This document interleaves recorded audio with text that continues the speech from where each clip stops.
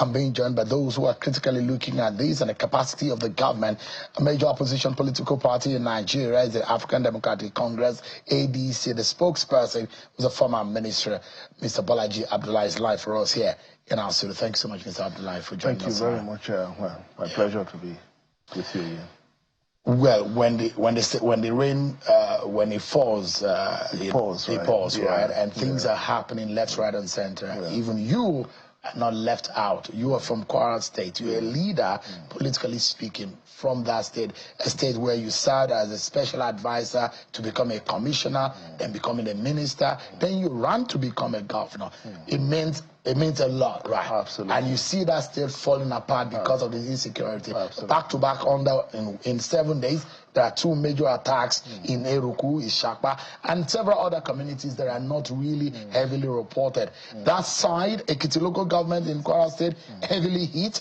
And you look at, and that axis is around the border when you're traveling towards Kogi State. On the other hand, Osun and Ekiti. It means something that area is bombarded by the activities of these terrorists. But if you take that as a sample to a larger picture of what is happening in Nigeria, from Niger State to Kebbi State, these guys seem to have encircled us. Are you looking at it? Is there anything suspicious that all of a sudden, in this ember period, this is happening?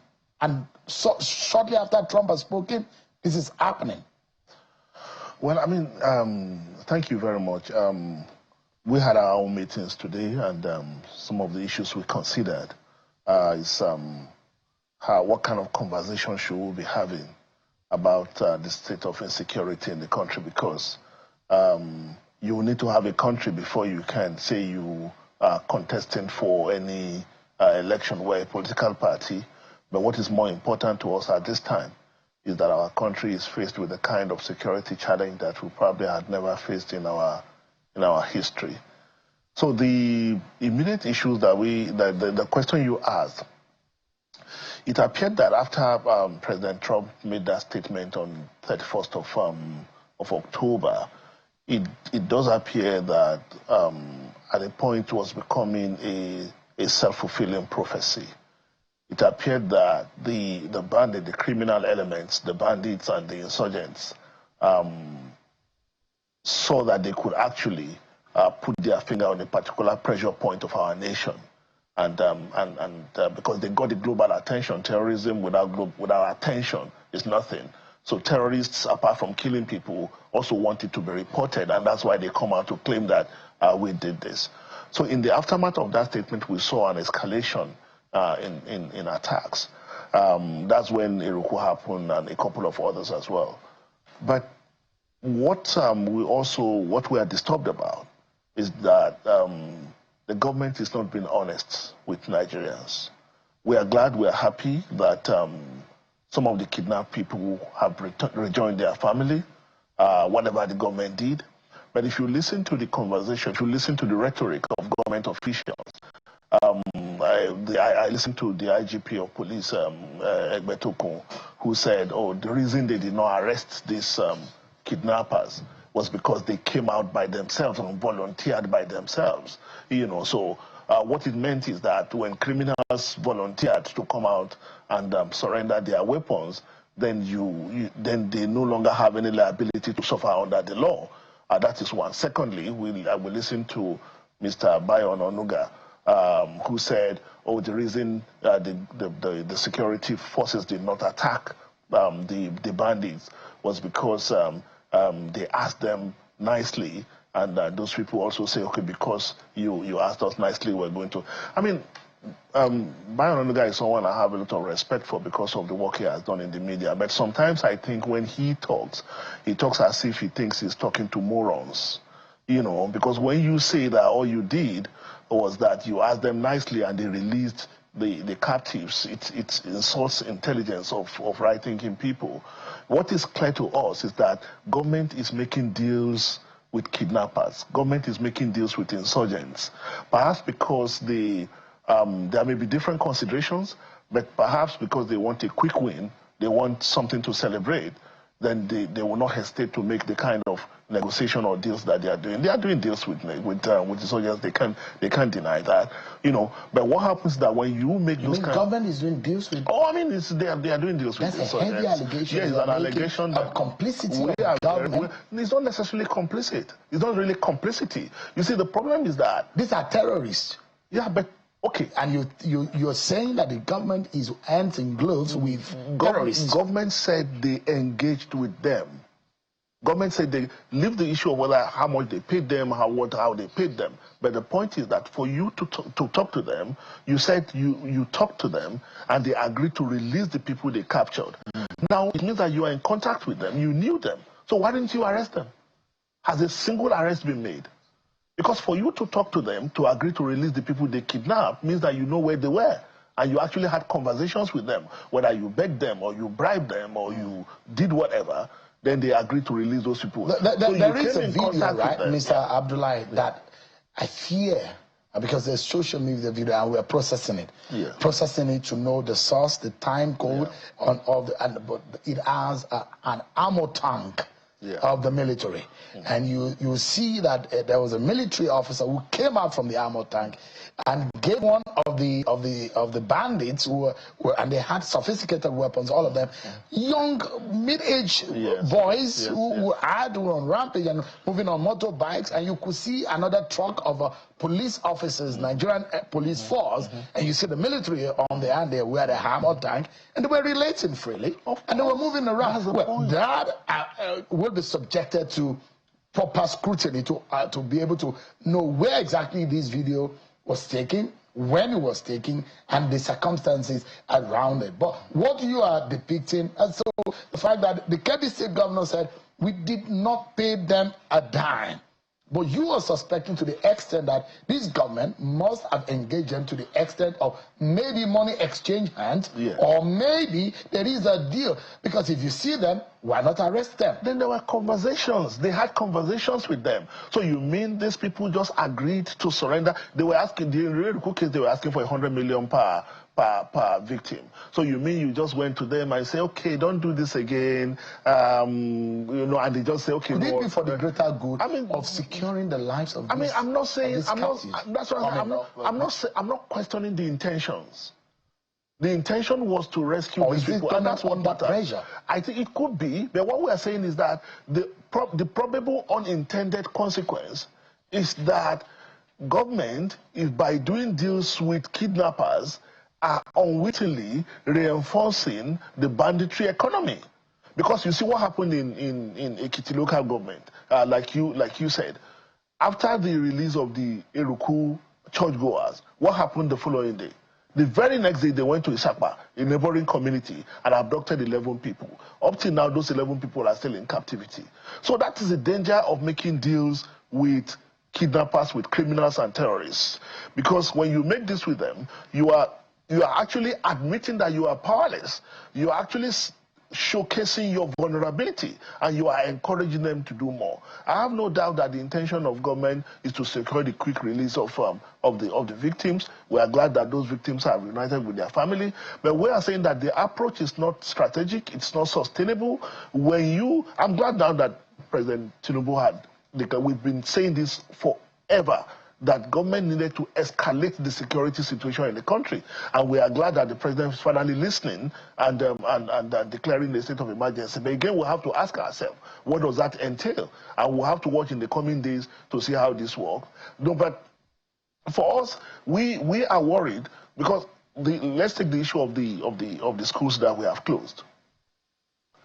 When you closed schools because bandits could go and kidnap children, what you are saying is that I'm no longer capable of protecting my schools. And don't forget, the ideology of Boko Haram is Western education is forbidden. So by shutting down schools, you are reinforcing the Boko Haram ideology. But again, is it not proactive? Do you have to wait until more students are kidnapped? Can you protect your schools? Okay, let's take only the Unity School. Unity schools, how many? 47? Are you telling me that the Nigerian government does not have the capacity to protect 47 schools? Are you telling me that if you mobilize the Nigerian civil defense and give them equipment, they cannot protect 47 schools? So why is the government looking for easy way out? Look, because by shutting down these schools, now let me ask you a question, Shehu. What does the government need to see before they reopen those schools? When will the government be able to say the schools are now safe and the children can now go back to school? What would government need to see? Is it to put in place the right security arrangement? If they could do that, why didn't they do it? So government panicked and they felt that the easiest way out was to shut down the schools. And I'm telling you that the issue of the unity schools is just one instance. In northern Nigeria, so many schools have shut down. So, and that is why you see those who know are saying that we are endangering the future of our children. Terrorists are reshaping the future of Nigerian children. Because if we are kowtowing to them, if we are surrendering to them, we are allowing them to dictate how we run our society. Let me know what the opposition and what you think about President Bola Tinubu's actions and reactions to what has happened in the past days. First and foremost, cancelled his trip to South Africa at the G20 minute, cancelled his meeting to Angola, made a decisive decision on withdrawing the number of police officers that we don't even have enough to cover and protect citizens that are protecting politically exposed persons and VIPs. Already, one of the lawmakers is already scared because the lack of protection on them as politicians portends danger to their lives, and already saying you have to define what a VIP is, because some of them are now being threatened in their localities. Now, he took a decision again today, this evening, saying there is a state of emergency on security in Nigeria, more hiring in the army, more hiring in the police. We need more boots on the ground. These are those who will say this is an action of a man who is resolute in fighting the challenges. What do you make of that? Well, I mean, we must commend the president for the latest action of declaring the state of emergency on security, because that's what they ought to have done all along. We have said it repeatedly that the government needed to raise security alert in the country, and we are glad that he's finally responding. But you see, this is not the first time that they say, oh, we are withdrawing policemen from VIPs. Even today, I saw so many VIPs and I still saw policemen with them. So is it that it has not taken effect? Some of these things government said, and like we said when it was first announced, we say it's just drama. It's not strategy. Saying that you are withdrawing police from VIP is good for the headlines. But in real terms, what does it mean? Look, the security situation in this country, and like you mentioned, you say you saw a video and you saw the kind of sophisticated weapons that is in the hands of these insurgents. With due respect to the police, and I know our Nigerian police can do a lot, but what we are saying is that a police system that is demoralized, that is demotivated, if you know the condition under which this police, our police officers, our policemen serve, you will feel sorry for the Nigerian state. Go to the barracks and see where these policemen live. So there are a lot of issues here. Do they have the capacity to combat these insurgents? You know, recruiting, you recruit 100,000 or 50,000 more policemen. Then you start training them today. You are preparing, you are recruiting your soldiers when the war has already started. Well, it's better late than never. But what we are saying is that there is a lot of structural issues that we need to address as well. The question is, like you said, who gave information? Who directed the security in that secondary school? Who called them to withdraw from the place? Who called them to withdraw before the militants went to the school to attack children? So there are a lot of things, but overall, we are glad that the president is taking this decision. So we'll see where it leads us in the coming days. So if you do the mathematics, for example, and I guess the reason why some of the lawmakers are unhappy, and I would pay attention on the National Assembly, and without having to look sometimes at the State Assembly. But for example, let me give you an example. We have 109 senators. Yes. Let's assume, because police protection don't come in single, maybe two or three. Yes. So let's say two people are protecting one senator. Yes. 2 police officers times 109, it gives you 720. You have, I mean, it's give you 218, sorry. You have 360 members of the House of Reps. Yes. Let's assume two of them are protecting them. Yes. So it gives you 720. Yes. If you put all the numbers together, it's a little short of 1,000. Yes. Only. I'm not talking about those ones who are guarding the institution itself. And I know that the Senate President has more than two. Yes. The Deputy Senate President has more than two. The Speaker of the House has more than two. The Deputy Speaker has more than two. The leaders have more than two. And you look at it. So let's assume that about 1,000 plus are guarding the National Assembly and the lawmakers every day. And we have less than 60 what's it called now? Unity schools in Nigeria. Yes. Are you saying 1,000 police officers cannot safeguard these schools? That's on one hand. Look at 36 states of the Federation, and you have a minimum of 15 members of the Assembly, and they have another 2 per member of it's just a mess that we have. Less than 450,000 police officers, over 100,000 guarding VIPs. But that you said today that not all of them, and I'm not sure if that is being executed. And the president needs to pay attention to that. If you give an order as a president, and this is not the we've had it several times. A lot of the IG, even roadblocks. When you say dismantle roadblocks go back, and you see police officers going back to the roadblocks. This year alone, we've had it twice. And I'm telling you that the forest guard that they have just recruited to augment the police, we see them around now in towns following VIPs. Even the new forest guard that they have recruited. You know, so what I'm saying is that when you say this, the whole thing is about leadership.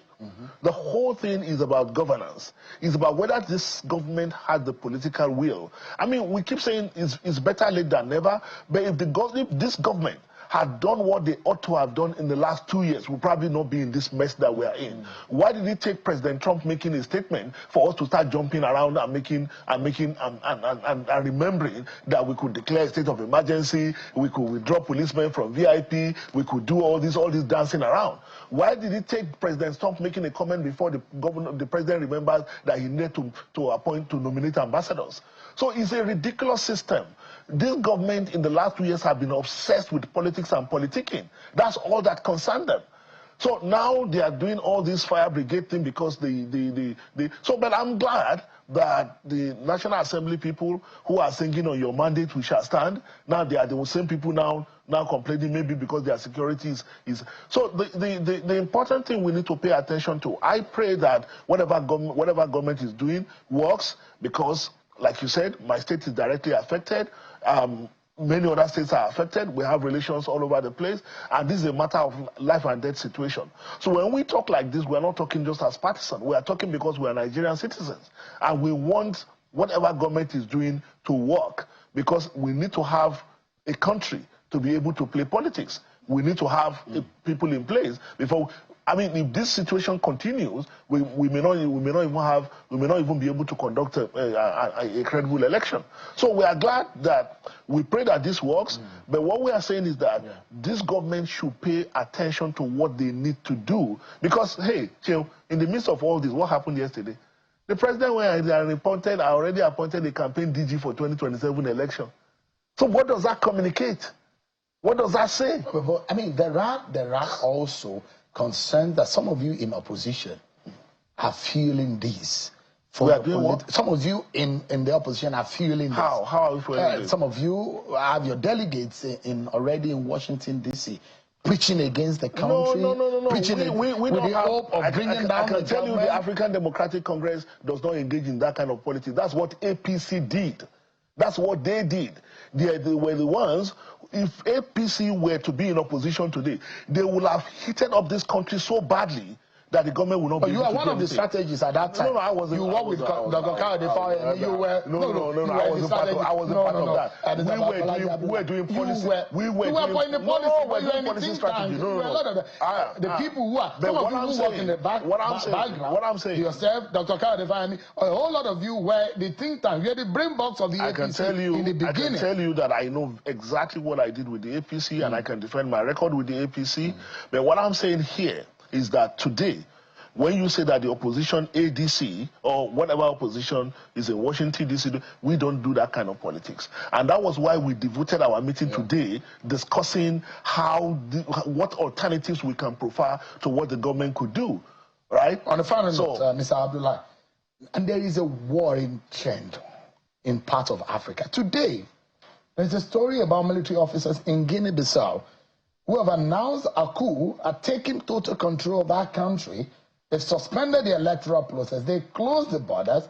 And 3 days after the country legislative presidential elections, and that country is now in the hands of the military. And total control of the electoral process, elections that just took place a few days ago. And this is worrying because this trend, with the pressure overseas and the rumors of a coup d'etat and what we are seeing in our neighborhood, how serious do you think our politicians, and some of you who are in the hilk, how serious do you think governance could be? Nigerians can never be taken for granted any longer. No, you see, like I've repeatedly said, we are in this mess today as a country because of the kind of politics we have played. The political elite have lost the trust of the people, we lost the confidence of the people because repeatedly, the ordinary people don't feel that this democracy is working for them. We have a duty to make democracy work for the people. We have a duty as political elites to make the people know that the reason we are in office is to serve them. If we don't do that, God forbid, anything happen like that, Nigerians, especially young people who never lived under the military rule, will probably think that is a path to salvation. It's only those of us who have lived under military rule know that it's not an option for any country and that we have to protect this democracy with whatever we have. But government, and I will say this, and this is quite significant, and this is why government has to realize that destabilizing opposition political party does not help democracy.